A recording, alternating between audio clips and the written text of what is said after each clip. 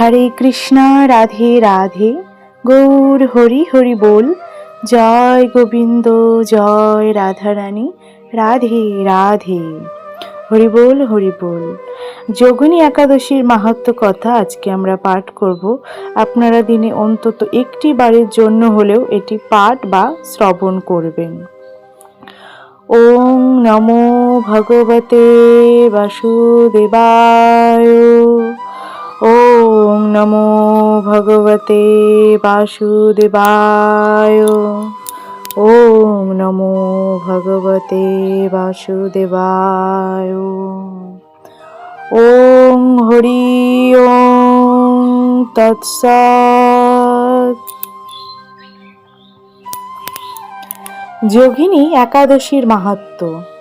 ব্রহ্মবৈবর্ত পুরাণে আষাঢ় মাসের কৃষ্ণপক্ষের একাদশী বৌদ্ধ মাহাত্ম্য যুধিষ্ঠির শ্রীকৃষ্ণ সংবাদে বর্ণিত আছে।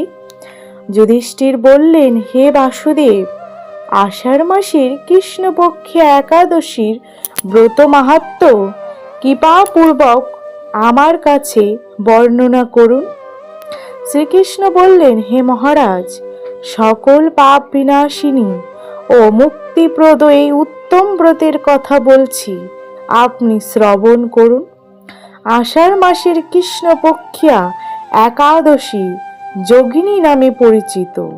মহাপাপ বিনাশকারী এই তিথি ভবসাগরকে পতিত মানুষের উদ্ধার লাভের একমাত্র নৌকা স্বরূপ। ব্রত পালনকারীদের পক্ষে এটি সর্বশ্রেষ্ঠ ব্রত বলে প্রসিদ্ধ। এই প্রসঙ্গে আপনাকে একটি পবিত্র পৌরাণিক কাহিনী বলছি। অলকানগরে শিব ভক্ত পরায়ণ কুবের নামে এক রাজা ছিল। তিনি প্রত্যহ শিব পূজা করতেন। তার হেমমালী নামে একজন মালী ছিল।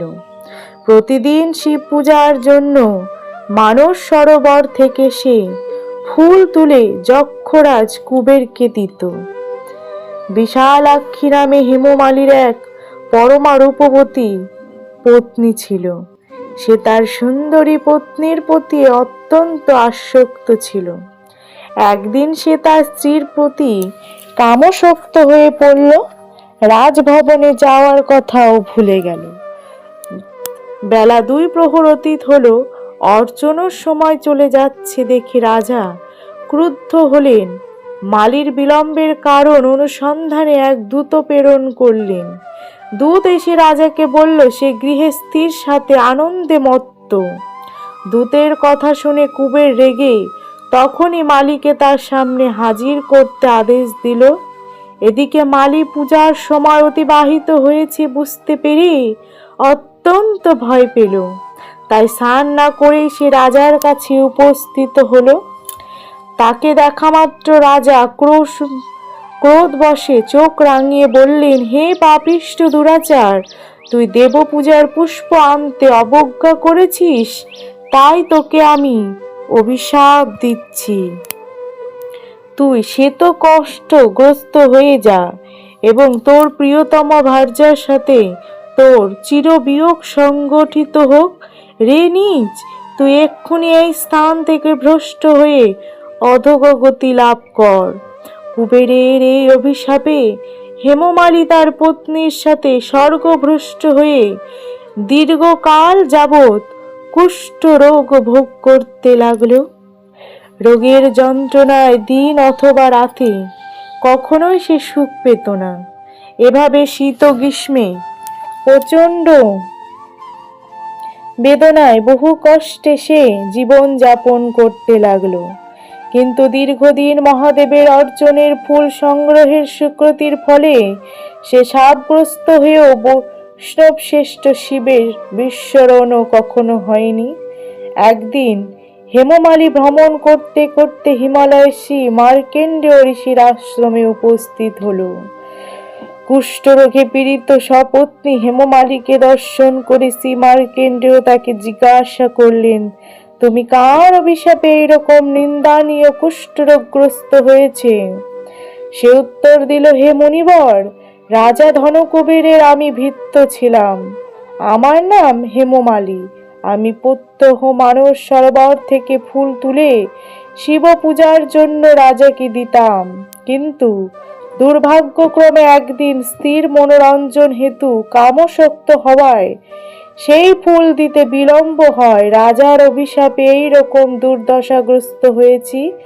পরোপকারী সাধুগণের স্বাভাবিক কর্ম। হে ঋষিশ্রেষ্ঠ, আমি অত্যন্ত অপরাধী, কৃপা করে আমার প্রতি প্রসন্ন হন।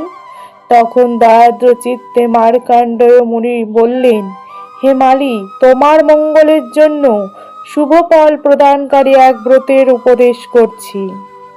তুমি আষাঢ় মাসের কৃষ্ণপক্ষের যোগিনী নামক একাদশী পালন করো।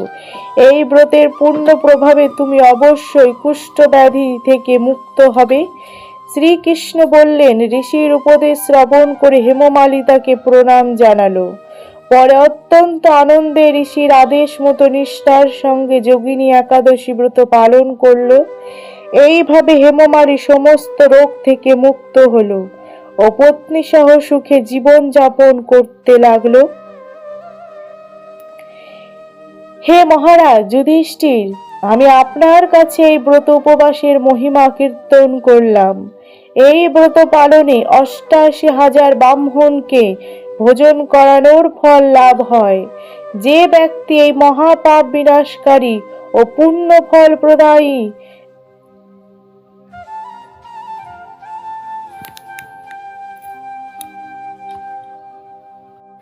যোগিনী একাদশীর কথা পাঠ ও শ্রবণ করে, অচিরেই সর্বপাপ থেকে মুক্ত হয়। হরে কৃষ্ণ, রাধে রাধে, গৌর হরি হরি বল, জয় গোবিন্দ, জয় রাধারানী, রাধে রাধে। যোগিনী একাদশীর মাহাত্ম্য কথা এখানেই সমাপ্ত। হরি বল, হরি বল।